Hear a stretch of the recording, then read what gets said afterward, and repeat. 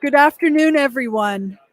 Welcome to the Cryosphere Pavilion. My name is Pam Pearson. I'm the director of ICCI, the International Cryosphere Climate Initiative. And we are thrilled to be hosting this event on the future of the world's glaciers. They are an incredibly important part of the global cryosphere and indeed the global climate system. As a special treat at the beginning of this event, we have a brief address by the co-chair of IPCC Working Group 1, Valerie Masson-Delmotte, who will say a few words at the start. Please.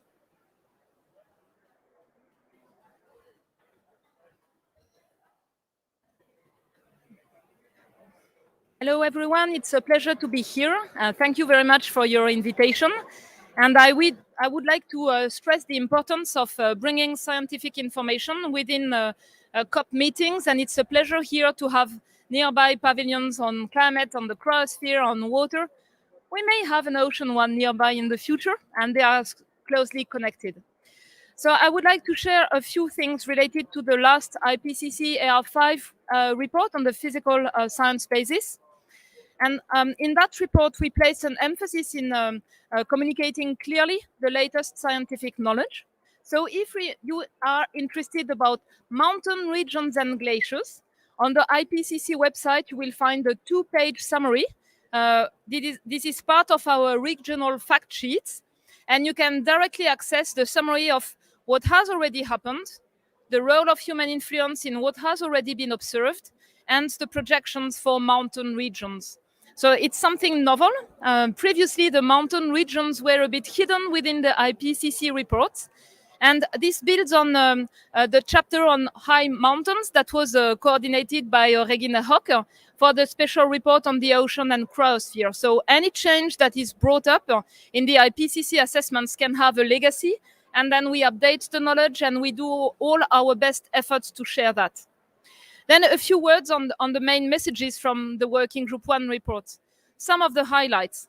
So we're now at about 1.1 degrees Celsius of global warming, the last decade compared to the late 19th century. The changes associated with that level of warming are widespread, they are rapid. And bringing in information from natural archives, paleoclimatology, we saw that many are unprecedented over time scales of centuries to thousands of years, and it's the case for the global loss of glaciers. The other point is that human influence on the climate system is now unequivocal, and this results from looking at all the components of the climate system together. So human influence warming the atmosphere, warming the land, warming or heating the ocean, and leading to widespread loss of snow and ice. And through that whole system approach, our conclusions are very clear. We also see a clear human influence, not just on trends, but also on the frequency and intensity of extreme events, hot extremes, heavy rainfall events, or droughts in some regions. And that's a novel advance from the science of attribution. For future changes, of course, future warming depends on future emissions. For global surface temperature, if CO2 emissions are put to zero, there's very limited warming averaged over 50 years. However, we have already committed the slow components to continue to change. It's the case for the glaciers. They will continue to adjust to today's warming. It's the case for the deep ocean, for the ice sheets. And our report shows that we've already committed sea level to rise on the long time scale by something like 70 centimeters to more than 1 meter. So that's also a novel advance in understanding what is committed from our past emissions. So the report shows that future warming depends on future emissions. Many regional changes are directly linked to the level of warming, and therefore every single increment of warming matters. And every avoided increment of warming matters. It's the case for the fast response of the snow cover or Arctic sea ice. It's also the case for the slower response of glaciers. And I think this event will be the opportunity to dive deeper into how every single level of warming matters for the long-term fate of glaciers. For the slow committed changes associated with sea level rise, we show that how much we can slow the rate of sea level rise by limited peak warming and further declines in greenhouse gas emissions. For instance, and that's novel in our report, we show how much we can save time for the horizon when sea level rise would reach 50 centimeters, 1 meters, 1.5 or 2 meters, depending on the emissions scenarios. I was yesterday at an event with members of parliaments from Tuvalu, Bangladesh or Madagascar, very vulnerable areas in a discussion on loss and damage. And that's something that's really important for them to understand how much action now regarding greenhouse gas emissions has long-term committed consequences. And any single effort to reduce emission gives them more time to adjust, to invest on coastal protection or nature-based solutions that can protect coastal livelihoods and people who live in these areas. And that's also related to the fate of the glaciers, of course. So I wanted to flag a couple of these advances that are reflected in our report. If you're interested to know more on the multiple characteristics in every region that are already changing and will continue to change with further warming, we have an online interactive atlas, which is a novel tool, and you can explore yourself the data sets from the report in an open science, open data approach. Make your own maps for the multiple characteristics that matter for you where you live and access the data sets. So this is what I wanted to stress as an effort made by the scientists involved in the physical science basis to make climate information as broadly available as possible. And I've put an emphasis on the importance of limiting warming. I would just like to flag one more point. Actionable information at the regional scale, that is critical to anticipate. Many decisions are still made today looking backwards. An event is happening, you react, you take action to limit the scale of the impact if the same event occurs again. But we know that trends will continue in the next decade. We expect to reach a level of warming of 1.5 degrees Celsius, averaged over 20 years in the next 20 years. If emissions do not decline now in the coming years, we could still reach 2 degrees of warming by around 2050, unless there are deep reductions in emissions of methane, CO2, and other greenhouse gases. So providing a clear picture of what to expect in every region associated with future warming is really important to take action for resilience, for adaptation, using science information to look forward and be prepared to what to expect, not just looking backwards. With that, I would like to thank you for this opportunity to share these elements, and I hope you will use this report to inform your decisions. Thank you.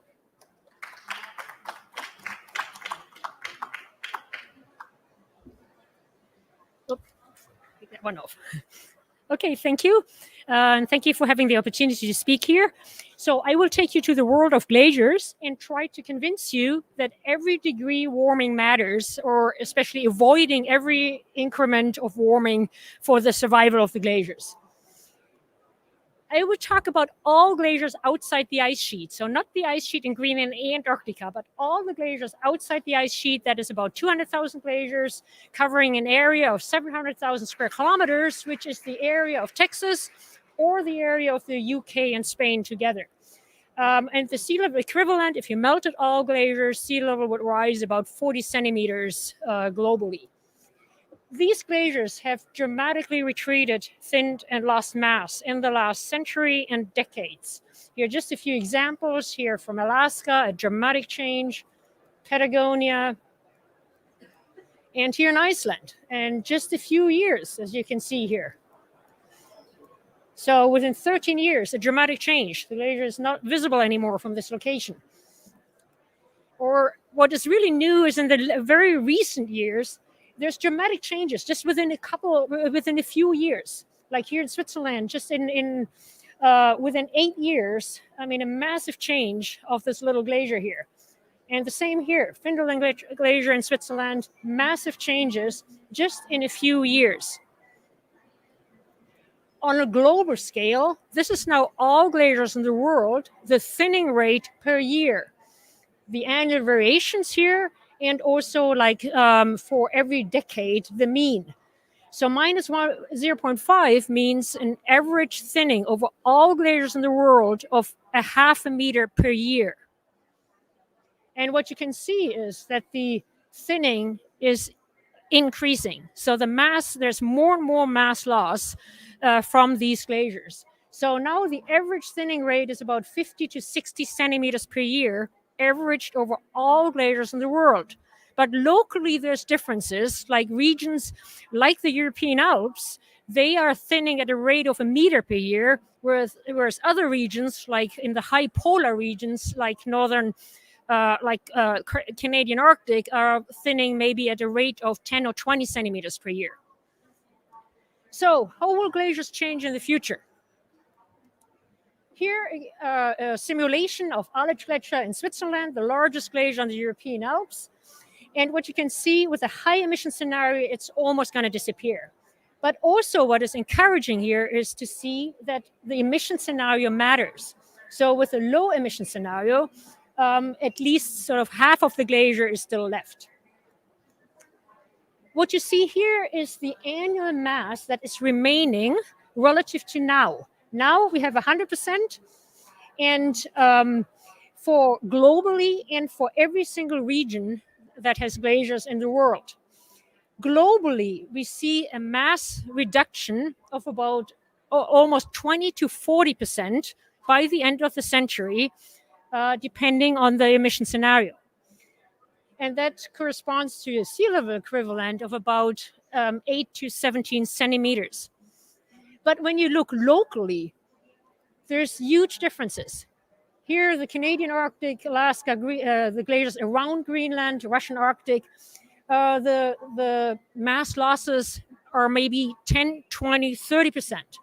But the regions that have very little ice right now, like Scandinavia, Central Europe, under the high emission scenario, the projections are almost complete deglaciation.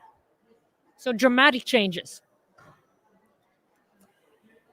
So here we translated these emission scenarios from the global climate models into degrees warming above pre-industrial. And what you see here is now for every grid cell that has a glacier, there's a dot for how much ice mass is remaining by the end of the century for a plus 1.5 degree scenario. So the more blue you see, the better it looks, and mass is remaining. So dark blue is essentially 90 to almost 100% of the mass is still remaining by the end of the century for the plus 1.5 degrees. The redder it is, the less mass is remaining. The dark red means only 5, 10, or 15% or nothing is remaining. And every black dot means the glaciers are gone. And this is here for plus 2 degrees, plus 3 degrees, plus 4 degrees, plus 5 degrees. So by the high emission scenarios here, plus 5 degrees, there's still a lot of mass remaining in the very high polar regions, but the rest of the world is, especially these regions here in Scandinavia, European Alps, Caucasus, and so on, the glaciers are essentially gone. Here you see on a global scale, the global glacier change projected by the end of the century for every degree global warming above pre-industrial. You see the mass loss for every degree in percent, the sea level rise, the area loss, the number of glaciers lost, almost 100% by the end of the century for the high temperature scenario, and you see the thinning rate. Like the thinning rate for the high temperature plus 6 degrees is almost a 6 meter per year thinning over all the glaciers in the world. And what you see here, so the key message is here, temperature matters, every degree matters. So it's just a linear increase, more mass loss, more area loss, more sea level rise with every increment of more global warming. And the positive message with this is limiting the warming, you can limiting the mass loss. This is the same figure here for every region now in the world. And again, now it is shown the mass, the initial mass, and how much is remaining. And for all regions, yeah, here this goes almost linearly down. For some regions, Central Europe and low latitudes, they're very sensitive if it's 1 degree warming or 2 degree warming. But once you're beyond 3 or 4, it doesn't matter anymore. And that is because they're gone. Here you see the projected sea level rise from these glaciers. And also here you see clearly by the end of the century, every degree more warming matters. The contribution by the end of the century is higher with every single degree warming. So each degree makes a difference. And that also means limiting global warming reduces the glacier contribution to sea level rise, almost here in a linear way. So why does glacier wastage matter? What are the impacts? I mentioned already here sea level rise. These glaciers outside the ice sheets, they make only up 1% of the world's ice volume, but they contribute to sea level rise in the past, in the recent decades, more than Antarctica and more, almost just as much as the Greenland ice sheet here during this recent period. And overall, these glaciers outside the ice sheets have contributed about a fourth to a third of observed sea level rise in the recent decades. And what is really, when you look at the projections, you see for the higher emission scenario, the RCP 8.5, it goes linearly up the rate of sea level rise every year.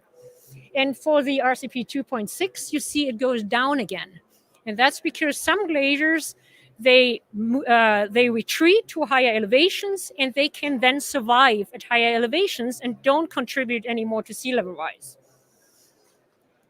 But what is really interesting is we have right now a sea level contribution every year of about 3.3 millimeters. By the end of the century, what we project here is sea level contributions for the higher emission scenario that are just as high as the entire sea level rise right now from the ice sheets and thermal expansion and other sources. So it's really a major contributor here. Another important point is that glacier mass loss affects runoff. When glaciers retreat, runoff typically goes up first because there's more melt, and then the runoff will go down.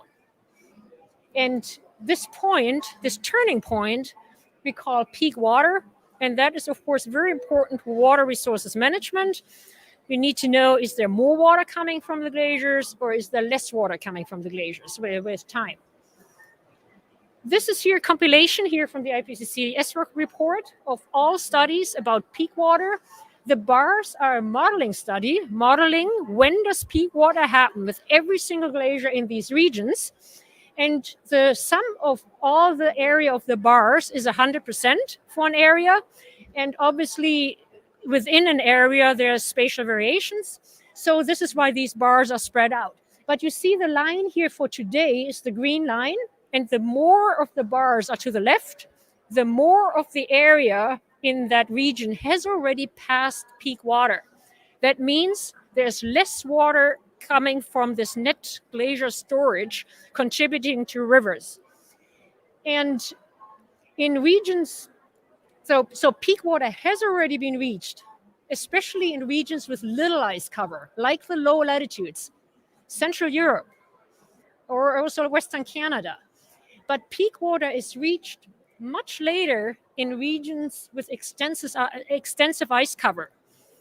So like Alaska or the Southern Andes or Iceland, that means in these regions, runoff, water from the glacier is actually increasing and contributing to stream flow. And of course, then can be used for agriculture and hydropower and so on. So it also depends where you are, if runoff is increasing or if runoff is decreasing due to the melt of glaciers. Within a region, there's huge spatial variations. This is here peak water. The colors are the years when peak water is reached here in high mountain Asia. So each dot is when the peak water is reached. A lot of red means it's reached already, while runoff is decreasing. Blue is it will be reached much, much later. And the key message here is that there's huge spatial variations. It really depends where you are. In one catchment, the runoff can be increasing, whereas in other, it is decreasing due to glacier melt.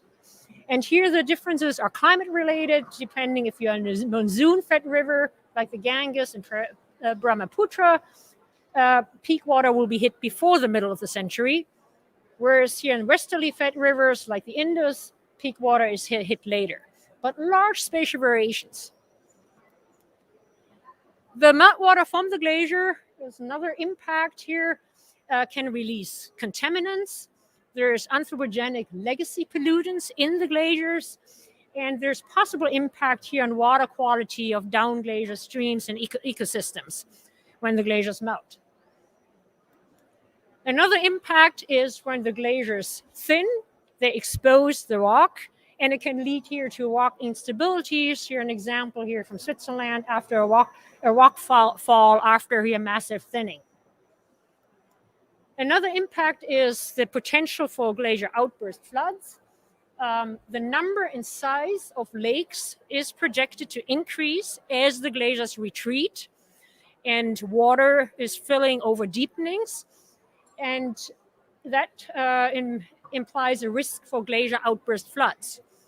And those are really the most deadly hazards from glaciers. So the most deadly event here was in India in 2013 with more than 4,000 fatalities because one of the glaciers catastrophically drained. It also impacts cultural values here.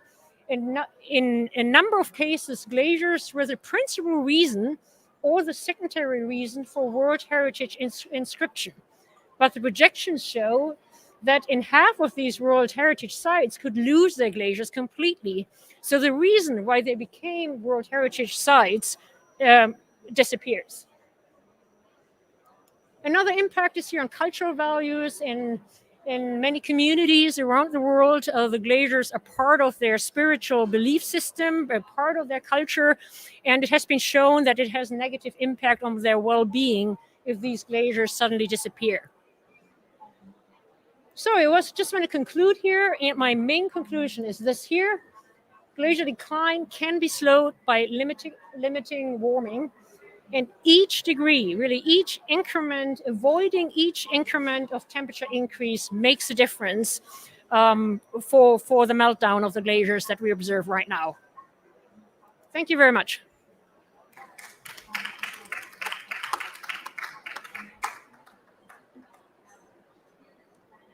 I think, yes. If anybody has any questions, happy to answer.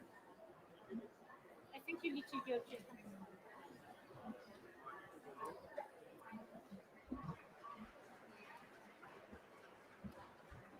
Hi.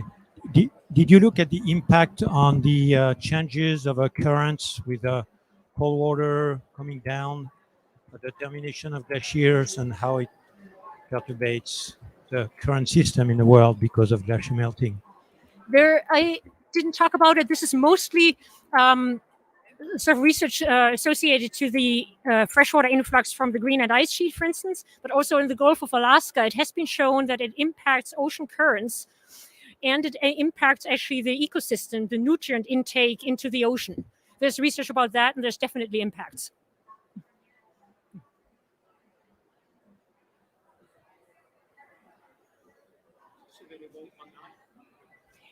I think the talk is on YouTube, and I'm also happy to share any slides and information. You can just contact me and I can send you stuff. Do we have any more questions?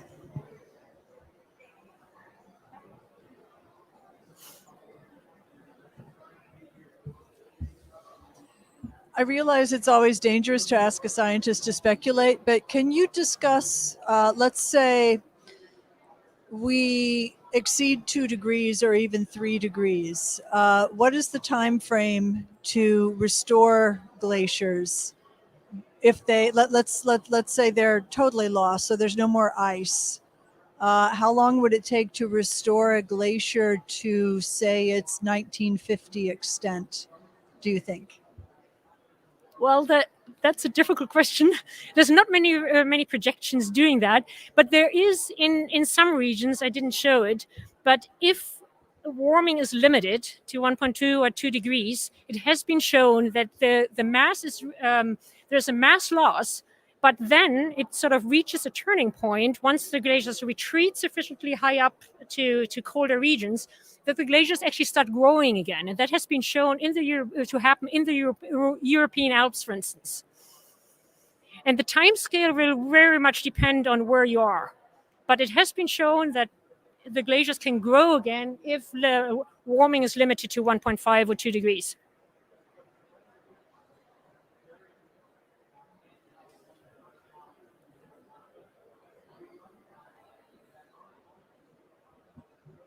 Any more questions from the audience? Sure.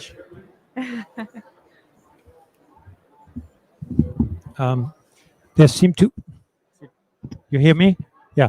There seem to be some regions in the world like Karakoram in Pakistan with a Karakoram anomaly where glaciers would be moving either stable or even advancing. Can you elaborate on that if you have any facts or opinion?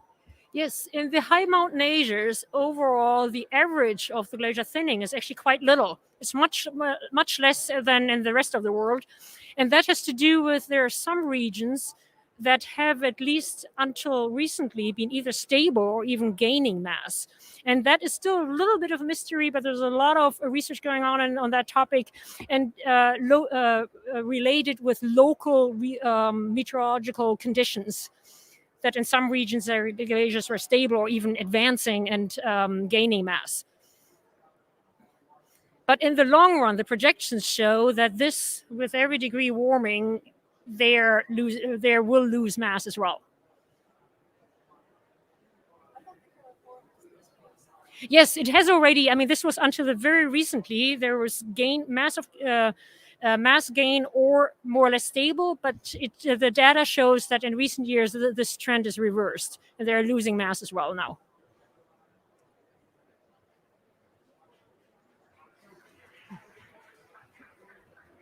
Is there any way that you can contextualize the amount of the impact that the rising of the ocean is going to have by the end of the century? You talked about 8 to 17 centimeters, but how much is that really going to impact on land, and is that going to displace a lot of people? Yes, I mean, the impact of, there's of course an impact of mean global sea level rise, but the biggest impact is the storm surges. That with every centimeter of sea level rise, because that doesn't, also here the glaciers at the maximum can contribute 40 centimeters, and that might not sound very much, but it is really the increase in storm surges and floods and events like that will dramatically change. Question. In terms of sea level rise, do you know what the ratio is right now of the effects of thermal expansion versus loss of land ice, and how that is going to be changing, say, over the next 50 years? The cryosphere contribution is the major contribution that was established latest in the SROC report, IPCC report. More than half of it comes from the contribution of mass lost from the land to the oceans. And of course, with the increase in glacier melt and also melt from the Greenland ice sheet and Antarctica, that contribution is only going to rise. That's a relative contribution.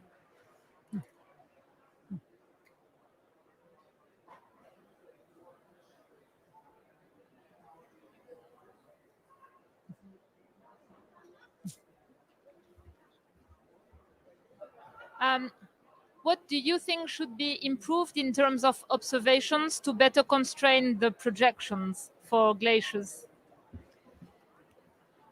That's a very good question. Until very recently, we had only observations, so mostly observations from the glaciers, from the regions that actually have little ice, like the European Alps, Scandinavia, Western US, Canada. So with, of course, now the more and more satellite data, there is data also from the other region, but that is still, I would say, the biggest gap is getting data from these inaccessible high polar regions. Also the glaciers around Antarctica, on the Antarctic islands, there's very, very little data to constrain it. Satellite data hasn't made possible to come up now with global estimates, but that's the regions where we need more data.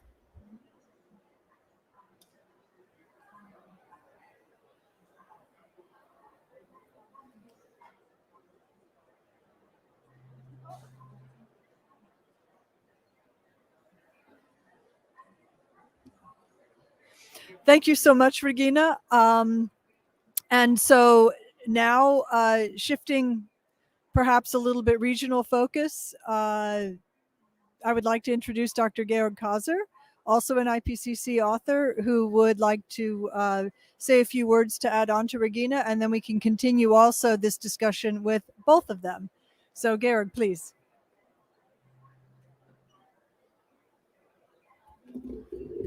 Thank you, Pam, and thank you, Regine, for having introduced the topic so nicely and so comprehensively. I actually would like to shift a little bit the perspective on the same issue. If I, so I can do it. And that is to have a view first on the Paris Agreement. There was a very nice picture actually in the frequently asked questions of the special report 1.5, which gave the view on how we could manage to get to a 1.5 world. So the blue line is what was passed by 2017 when the report went out. The dark dotted line is the projection that would have meant by then that we penetrate the 1.5 by 2040. And if we would like to shift into a 1.5 degree world, we would have to turn the curve around along these green shaded areas. And that, if we would do so, we would even avoid to penetrate a 2.0 degree world warmer, which I think we could all agree that if we would go beyond that, or if the socioeconomic pathways, which would drive us beyond this 0.2 degrees world, that would just lead into an unstable world, an instability in the climate system we human beings would not be able to manage anymore. So we should try everything to stay within that 1.5 pathways. But the most recent numbers, which came out by the Working Group 1 report Valerie has chaired for the last 5-6 years, shows that by 2011, the average 2011-2020, which is already measured and passed, is already to the left of that curve.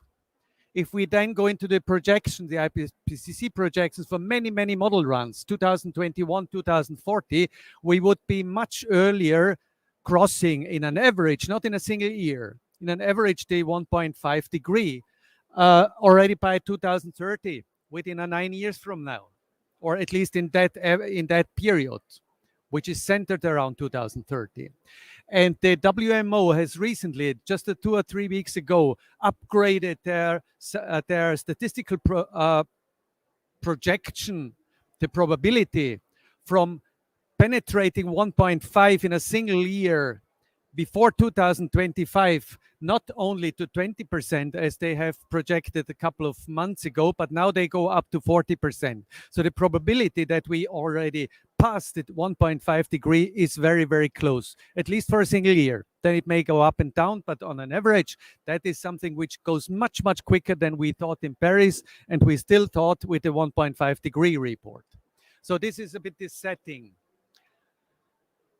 Just to imagine what is behind these degrees, centigrades, degrees on a global scale, this is just an indicator of the energetic state of the planet, and not that much of a local or regional temperature. We can adjust, glaciers would adjust or do not adjust, but we put a lot of energy into that, and only about 2% of that energy is used to melt ice. Most goes into the oceans. And I made a kind of a calculation which may lead us closer to comprehend what that means. And I have found the Tsar bomb, which was the biggest ever blown bomb by Nikita Khrushchev in 1961, in order to show the US Americans that Russia or the Soviet Union is stronger than the US. That was the intent. And that was a bomb which has never been blown again in that magnitude. And that has had a tremendous amount of energy release, 3,400 times bigger than Little Boy, which destroyed Hiroshima. I do not talk about the radiation impacts, just about the energy relieved. And today, and today means that was 2012 roughly. It's slightly higher now. We are blowing about 250,000 of these bombs per year. And in total, we have already accumulated more than 10 million Tsar bombs, or the energy from 10 million Tsar bombs in the human climate modifying history. Not all stays in the system. Part of it is emitted again, but that is about the magnitude we have to talk about. And this is the energy behind these tiny little degrees. Nobody would change a jacket for half a degree in the room, or even a degree in the room. It is this energy which stands behind. Many of the glaciers, Regine said that we do not know much about the big glaciers, the very big glaciers, but we have also not very much knowledge, or at least is not introduced in the modeling, about these very tiny little glaciers, because if glaciers get this size, they experience kind of a self-destroying mechanisms when they get dark, when the slopes get very dark, which can heat up in summertime very much. So they contribute much quicker and faster than healthy glaciers would do. We have all glaciers, or many glaciers around, which are already dying, and dying glaciers are much quicker losing mass than healthy glaciers. This is, for instance, Louise Glacier from 2004 to 2016, the last glacier until very recent on Mount Kenya in Kenya. Yeah? And you see, as soon as these barriers, these rock outcrops come out from a glacier, the disappearance of the glaciers accelerates very, very much. As soon as you have one rock coming out, then the glacier is basically lost. This one in 2016, this barrier came out, and a few years later it was gone. There is only very little ice left. Now back to Paris. There was this agreement everyone knows, but there was an add-on to that, which made scientists, first of all, Valerie, very, very nervous. That was, as part of the decision to adopt the agreement, this 1.5, possibly 2 degrees, the world's governments invited the Intergovernmental Panel on Climate Change, and I always had to say, invitation means you have to do it, and do it quickly. So we were invited to prepare a special report by 2018 on the impacts of global warming of 1.5 degrees above pre-industrial levels and related global greenhouse gas emissions pathways. This was then this famous SR 1.5 degree report, which came out by about 90 colleagues around the world, which did a tremendous work in this short time. And it came out in time in October 2018. When we were standing around in Paris by then, many of us were very nervous because there were no models which could help us. They were not available. We had only these 2 degree models, no 1.5 scenario, not even the socioeconomic scenarios, nothing was available. And we knew that the precision of our models would not allow us to go for half degrees by then. But there was so much improvement since then that it was possible to do it by 2018.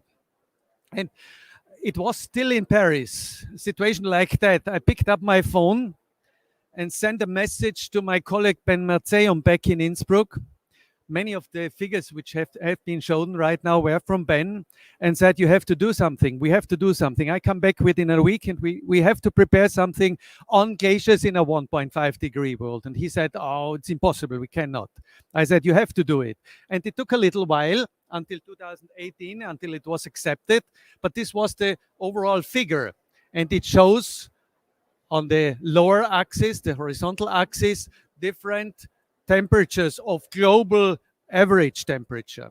So by then we said 0.8 was Paris. We go then to 1, 1.5, 2, 3, and so on.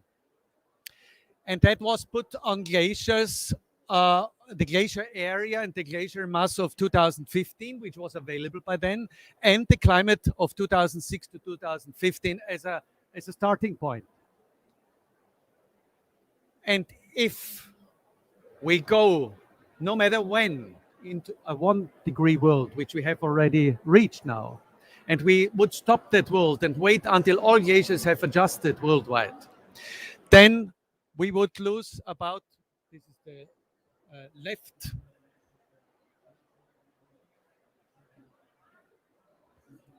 the left shows that we would then lose 40% compared to the 2015 of all glaciers, which corresponds to about 12 centimeters of sea level rise. If we go into the 1.5 world, the main target of Paris, we would lose about 50%, and we would add about 15 centimeters to the sea level. If we would go to a 2-degree world, we would lose about 60% of all glacier surface, glacier mass, and we would rise the sea level by about 20 centimeters, just roughly. But then he's a very curious person, and he said, what if we, or how does this translate into a 1 kilogram of CO2? How much ice would we melt, or how much smaller would the end mass be if we add 1 kilogram of CO2? And that would be 15 kilograms less. And if you go with a kind of ordinary car, not the big ones, you would emit this 1 kilogram of CO2 by driving 5 kilometers. That was an extrapolation from this budget figures. We have a certain budget and then we reach a temperature. That was a very rough extrapolation. And recently, one of our younger colleagues, Fabien Masson, did this curve. I do not explain it in detail, but he came up with an even stronger number. For the time being, if with a given surface area, per 1 kilogram, driving 5 kilometers would mean we melt 19 kilograms of ice, not just 15. So this is a more sophisticated approach. And only if the glacier surface area gets smaller and smaller, we would also reduce the impact, of course. The smaller the glacier is, the less damage you can do. I think that's it.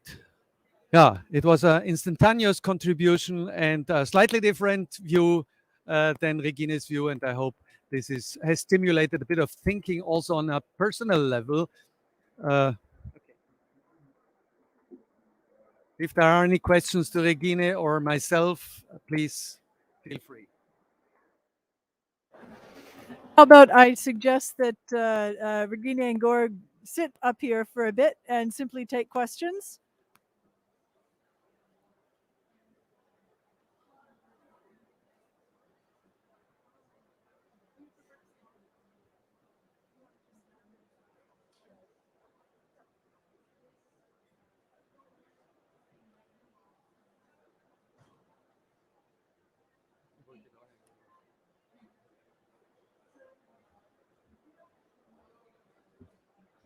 Sorry, no, thanks so much for that. Just a quick question, which was around.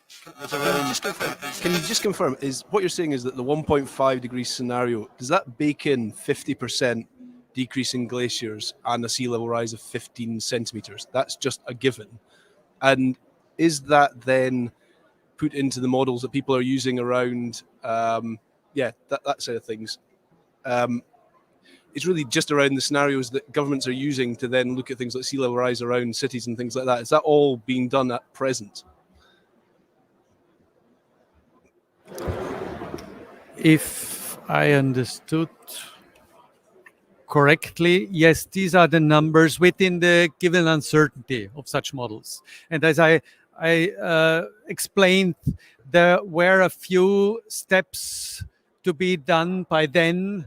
Nowadays, we can really go into the model chain from the beginning, from the socioeconomic behavior into the emissions, into the temperature, regional temperature developments, and then project.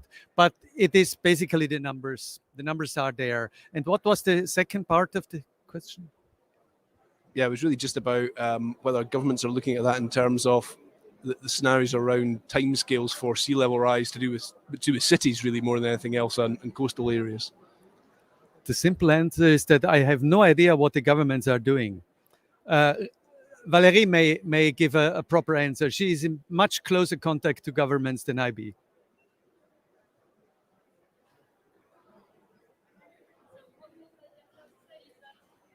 response of the glaciers, the response of the ocean expansion, and the response of the ice sheets is assessed in our Working Group 1 report. When you look by 2050, the projections for sea level rise are almost independent of the emission scenarios because of the committed responses from the snow component in particular. And by 2100, they depend a lot by a factor of 2 on the emission scenarios and what happens now and in the coming years and decades. And we've also considered in the sea level projections the possibility for abrupt collapse of subsectors in Antarctica, which are associated with low likelihood, but could potentially strongly increase the amount of sea level rise by this century and other ones if it is triggered. And this information was asked, especially to us, by those involved in critical infrastructure management, because for instance, when you design the protection for a coastal city or a harbor, you take 100 or sometimes multi-100-year perspective. So, for instance, for a city like New York that was exposed to heavy floods in the last decade, this type of information has been considered. And as Regina stressed, the importance of sea level rise is not just for the mean trend. For about 2/3 of the coastline, the regional sea level rise is close to the global average. But it's also how much it affects coastal erosion and extreme sea level events, their peak and their recurrence. So this is also something where glaciers play a key role and which is included in the assessment of the implications of sea level rise. So you can help us check what decision makers are using and bring to their attention the latest science. That's also very helpful. You can, by the way, see the figures on this panel over there, and this is part of the report Pam and her group has prepared for this event here. There's a lot of information also on sea level rise, and you can see, I think, the New York City area. It's just over there. And if I could just clarify, because I'm one of those who's trying to at least communicate this to policymakers, and Valerie, please correct me if I'm wrong, but my understanding is that when the IPCC says low probability, that means, especially in the case of this potential collapse of the West Antarctic ice sheet, it means very few studies. It might actually be especially at higher temperatures, a lot of the ice sheet scientists feel if we go especially above 2 degrees, it's a high probability, and we're more talking about the rate. But it's an area of very, very active research, as you can understand, because that's rather important, because if you look at some of these panels here, the dotted line that was in the summary for policymakers was going very much straight up and would end up by 2300 up to 10 meters of sea level rise just from Antarctica in a worst case scenario. So these are highly impactful consequences of continued high emissions, which is the path we're on right now. Other questions, please? Or commentary on what I just said. I will say also, though, and I think this is important when talking about glaciers, that's ice sheets, the main contribution, it really is going to come from the ice sheets. But locally, they are so important for power generation, for water supplies, for agriculture, especially in some of the places that Georg has studied, for example, in the Andes. And I would say, would both of you agree maybe the Indus and perhaps the Tarim Valley in China are two of the most vulnerable areas? And there are millions of people living there. Agriculture, this huge agricultural area in China is just tremendously vulnerable to loss of glaciers and snowpack. I think talking about agricultural vulnerabilities, also the salification of the estuaries. In addition to the high waves, this is one of the most threatening scenarios I could think of when we have just a collapse of agricultural area in many regions. And I think just to add on this probability issue, statistically the probability is not very high. And that's why it is named low probability. But physically we see already the first signs. Maybe it is not happening or happening a little bit slower than the worst scenarios are. But low probability is kind of a rather dangerous term, I would say, which we cannot change anymore. Once such a term is out, it's like the social distancing. That's the most stupid thing I ever heard. It's a physical one, not a social one. I just want to add to the agriculture and runoff. It's the timing for agriculture. So it might be very, very little changes sort of in the absolute amount. But if the water comes at the wrong time, because the glaciers melt in August and July, if it comes at the wrong time, then it can have a huge impact, even though the change in itself is very small. I think if you come here at 4 p.m. today, when there will be a very large Swiss event jointly with the Swiss Hub, if I remember correctly, and correct me if I'm wrong, but one of the findings there is that the peak water or the water runoff on which agriculture is dependent in Switzerland will shift from August, when the farmers are very reliant on it, to June, when they don't need it as much. And so even a shift like that in timing is going to have a huge impact on agriculture locally.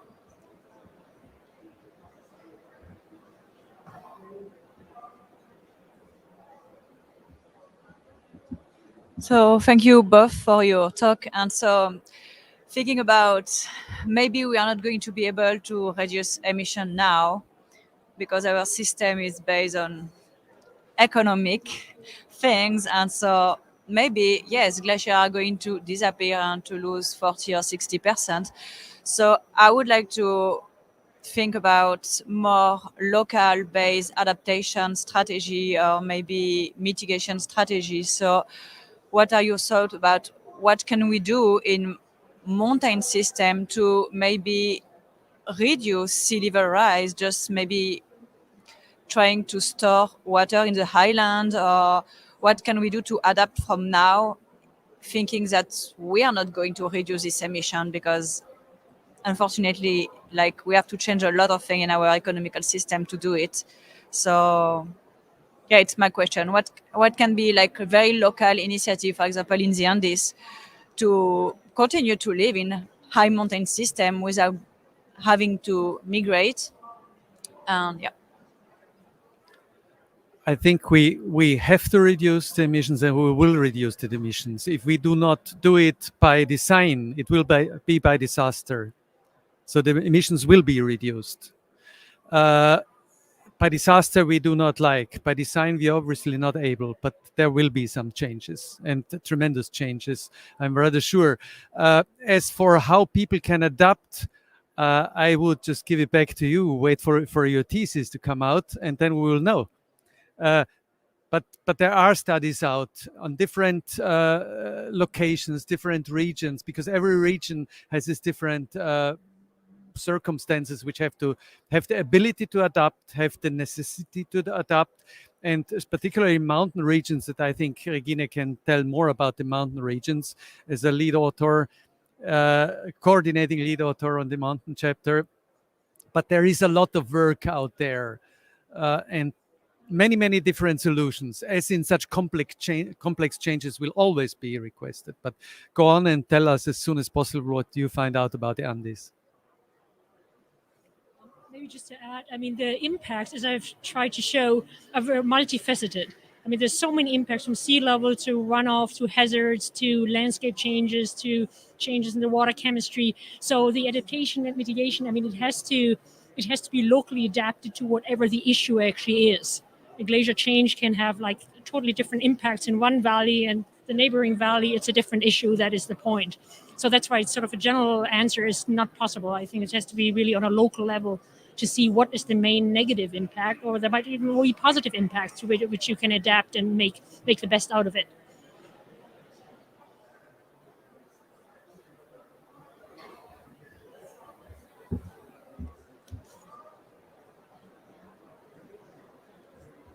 Thank you very much for the presentation. I'm from Chile, and I just want to second your view. I mean, a couple of years ago, I did the Torre del Paine Trail, and you can see the glaciers. I mean, they're, sort of in a pitiful state relative to their pristine condition.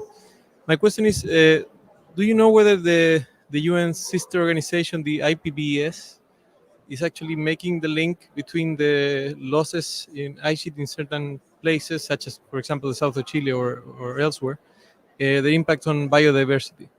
Thank you. I think Valerie would know the answer.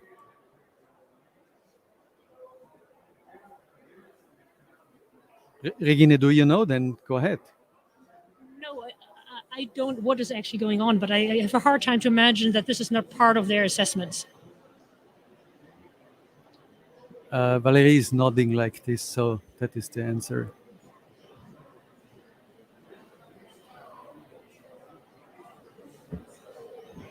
And I will say that one of the things we're often hearing, primarily I would say from the snow cover specialists, and we don't have anyone like this, is that the changes at these high altitude mountain ecosystems are great. The other issue that one deals with in high mountain areas that people actually don't think about all that much, as well as polar regions, once you get to a certain altitude, there's nowhere more where these species can retreat. They can't go any higher. And the same is of course, true for the poles. So a lot of very unique species and ecosystems are at extreme risk because certain species only exist, say, in a certain mountain system. And so there's nowhere else for them to go. Just add, there is actually a section in the Innsbruck IPCC report on the changes in the cryosphere, the impact on ecosystems. It's a very short summary, but that gives you some idea.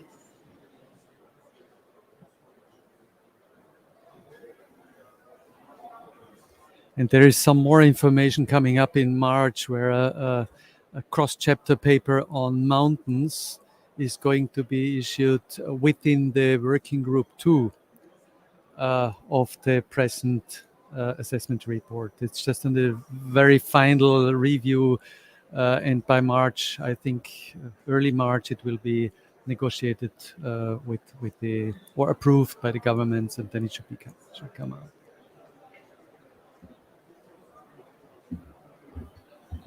So I have a question to both of you. Both of you work on glaciers. You've been in the field, you've worked with local communities. How do you engage with local communities to share the findings on future changes? What's your experience? What's your advice in engaging with local communities and sharing scientific knowledge with them?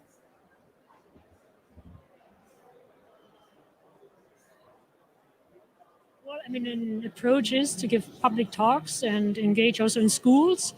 I have thought, I've experienced that to be very rewarding and also efficient. I mean, even little kids at the age of 7 can get very, very excited about these things and maybe then bring it home and discuss it at home. So that is certainly one approach to really engage with the communities and disseminate this knowledge or this interest or excitement. It is, in my experience, a bit difficult because there are always two parties. One, the active one saying, I know and I can tell you. On the other side, if nobody wants to listen, then, what can you do? And my experience is from the Peruvian Andes mainly. It is from East Africa, the Kilimanjaro region and the Mount Kenya region, Ruwenzori, and the Austrian Alps. And it is totally different because in some regions, like for instance on Kilimanjaro, the people are much aware because you can see this mountain from everywhere. It's just one single mountain, like a kind of a model mountain, a Gaussian mountain coming out from 1,000 meters, 1,500 meters, reaching up to 6,000. Everyone sees this rim of ice, and people are aware. In some cases, in a wrong magnitude, because you can see. I took a picture in Moshi down valley one day. It's years ago, where it says if the glaciers from Kilimanjaro are gone, Moshi would not have water anymore, which is not correct because. First of all, most of the water of Kilimanjaro is evaporated, is sublimated, and the rest is running off radially. So there is only tiny drops going to Moshi. But still, there is an awareness. And that is something we try to talk about. In Peru, it's again different. you have always, it is a bit, I hope I am politically correct to say, in every discussion you enter with local communities, you always enter two dangerous fields, very dangerous fields. One is the coming from the first world or the developed world, and the others being on a developing side. And then there is an additional one, which is even more explosive, is the locals out in the mountain areas against the government in Lima. And they always try to play out this. And so it is very difficult as a glaciologist. I have given talks to the ministers in Lima, also to the local communities, farmers, as we have seen with Heidi's figures, that there is an experience where you have the same message, the same issue, and totally different awareness, or even more than awareness. There is always kind of messages behind that. Who is responsible? Who is going to pay for it? And there is, for instance, always, if you go out to the mountain regions, it's always the mining. That's the reason for it. Then you try to explain that it's part of it, but it's not all. There is also a global issue, and so on. Then it's mixed up with contamination. We do a lot with school pupils in Huaraz, or we did actually. We even did studies with social scientists on the water availability and water demand on both sides. Turned out glaciers do not play a role in that catchment we were studying, but a tiny little rain, which is not even measurable, less than 1 millimeter rain in an event, has a special name. It's called the Puspa rains. And if this is going to miss or to fail, then the entire harvest period will be, or the entire agricultural period will disappear or will be lost. And it's just tiny little rains, which we are not able as natural scientists to measure. So that is things we find out by this communication from both sides. In the Alps, there is totally different. The glacier ski resource asks, how many years can I preserve the glacier? What can I do to preserve the glacier? I always say, don't preserve the glacier, preserve your little ice patch where you have first never temperatures above 0 degrees, which is easy then to make technical snow on it, to put technical snow on it, and it's smooth compared to this rough terrain underneath. But on a long term, do every calculation, do not lose money in preserving glaciers, use money or save the money to do then the ski resource afterward when the glacier is gone, or do not make wrong infrastructures, which then 10 years later you have to build up a ladder to reach the ski lift because the glacier goes down. Just build the ski lift where it is also going to work in 20 years or in 30 years when the glacier is gone. So it's very different approaches. But yes, Valerie, we are very, very much behind that. And since I'm retired, I can even speak more openly to the people, not only as a scientist. It's a good state of. I'll say also, all of the events and presentations here are recorded in Catch, so you can find them on the webpage. And Heidi, indeed, sitting in the back there, gave an excellent presentation of one, local connection of scientists with local peoples that was very helpful. So thank you for that. Other questions?